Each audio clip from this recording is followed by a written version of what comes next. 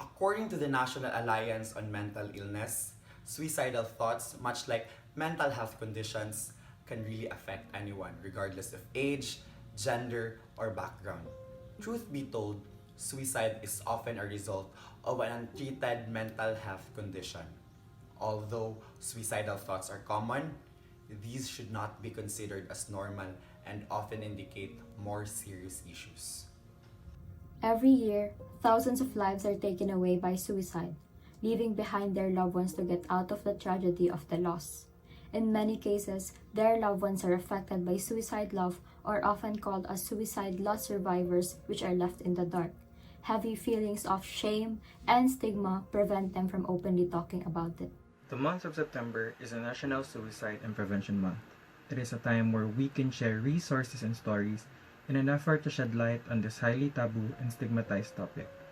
Using this month to reach out to those who are affected by suicide, raise awareness, and connect to those with suicidal tendencies to let them know that they are not alone. Suicide is a serious public health issue that needs to be actively addressed as a community. We need to know what it is and what we can do about it. Suicide is never about one thing. Just like our physical health, there are many factors that may contribute to being unwell, and for some people, they may have certain conditions that make them more susceptible to certain diseases. In the same way, all of us experience mental health issues of different degrees of severity, and most of us will be fine on our own. We will recover on our own. But others may have or are in certain conditions such as depression and other mental disorders, substance use disorder, exposure to a violent and abusive environment perhaps, or to someone else's suicidal behavior, among other things. That may increase their vulnerability, which may result to suicidal thoughts and eventual action.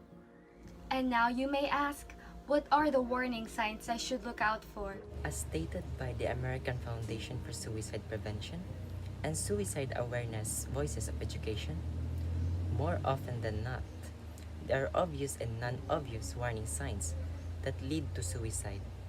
Suicide is not an overnight decision an individual makes. It is actually the last stroke. Something to look out for when concerned that a person may be suicidal is when there is a change in behavior or the presence of entirely new behavior.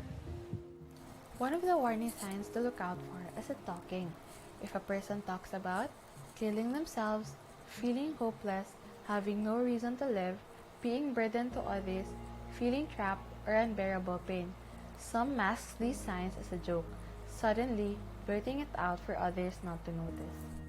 Behaviors may signal risk, especially if related to a painful event, loss, or change. And the warning signs for behavior include increased use of alcohol or drugs, looking for a way to end their lives, such as searching online for methods, withdrawing from activities, isolating from friends and family, sleeping too much or too little, visiting or calling friends to say goodbye, giving away prized possessions, aggression, or fatigue. People are considering suicide often display one of the following moods: depression, anxiety, loss of interest, irritability, humiliation or shame, agitation or anger, relief, or sudden improvement. These are common warning signs, but often overlooked and dismissed as a bad day for the individual. If you notice a person with these signs, you can simply ask them how they are doing and let them know you are there. You are not alone in the battle. You are valid and you are loved. Padayon lang sa kalinawan na inaasam.